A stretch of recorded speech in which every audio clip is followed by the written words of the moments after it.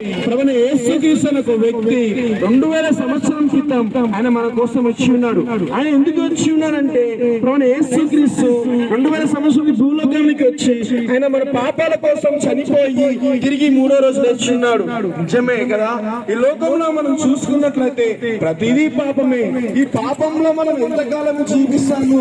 మహా అంటే ఒక 10 సంవత్సరాలు 4 సంవత్సరాలు. కానీ నీకు మనిషికి గ్యారెంటీ పాపంలో ఎప్పుడు చనిపోతామో తెలియదు. కావున ప్రభువైన యేసుక్రీస్తు ఏం చెప్తున్నాడంటే ఏ ఆత్మ కూడా నశించిపోకూడదని ఆయన ఇక పాపం నుంచి విడిపించి పరలోక రాజ్యం తీసుకెళ్ళటానికి ఆయన వచ్చి ఉన్నాడు. కనుక ఈయన మాటలు విని గ్రహించుకున్నట్లయితే ఒక సత్య మార్గానికి మీరు వెళ్తారు. కనుక మేము ఇచ్చిన బైబిల్ మీరు చదవండి. బైబిల్ ఏమి చెప్తున్నానంటే అందరూ పాపం చేసిన వారు ఎవ్వరు కూడా నీతిగా బతకలేదు. కనుక యేసుక్రీస్తు ఒకడే నీతిగా బతకాడు. యేసుక్రీస్తు పరిశుద్ధంగా బతికాడు. కావున మీరు ఎవరు కూడా పాపంలో నుంచి విడిపించాలంటే యేసుక్రీస్తు నమ్ముకున్నా అప్పుడే ఆ పాపం నుంచి విడిపించబడుతూ. యేసుక్రీస్తు ఏమి చెప్తున్నాడంటే నువ్వు పాపం నుంచి విడిపించబడాలంటే యేసుక్రీస్తుని నమ్ము. నువ్వు బంధకాల నుంచి పీడించబడతా అంటే యేసుక్రీస్తు నమ్ము అని ఏం చెప్తున్నాడంటే నేనే సత్యము, నేనే జీవము, నేనే మార్గము, నేను తప్ప ఎవరు లేరు అని చెప్తున్నారు. ఎందుకనంటే నిజానికి చూసుకున్నట్లయితే యేసుక్రీస్తు అనే వ్యక్తి మన పాపాల కోసం చనిపోయి ఆయన తిరిగి 3వ రోజు లేచాడు.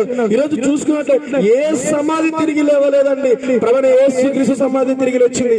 అందుకే నేను నిజమైన దేవుడు అయ్యాడు. ఇలా చూసుకున్నట్లయితే డబ్బు ఉన్నవాళ్ళు చచ్చిపోతున్నారు, కానీ ఈ ధనము కానీ బ్యాంక్ బ్యాలెన్స్ కానీ ఏది కూడా నేను పరలోకం రాజ్యం తీసుకెళ్ళలేదు. కేవలం యేసుక్రీస్తు మాత్రమే పరలోకానికి మార్గం.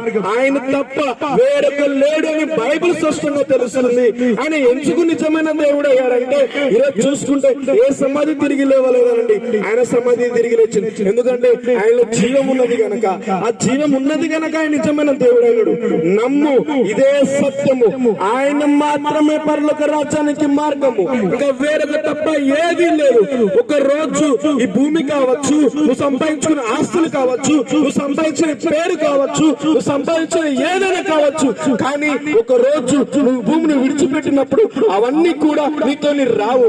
నీతోని రావాలంటే నువ్వు బతికి ఉన్నప్పుడే, సత్యం తెలుసుకున్నప్పుడే అప్పుడు నువ్వు పరలోక రాజ్యంలో చేరుతావు. నువ్వు బ్రతికి ఉన్నప్పుడే సత్యం తెలుసుకోవాలి, లేదంటే నరకంలోకి వెళ్ళిపోతావు. ఏది నరకము కావాలా పరలోకము కావాలా గ్యారెంటీ చేసుకో.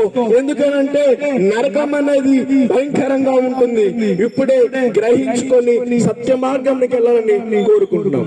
ప్రార్థన చేస్తున్నాం.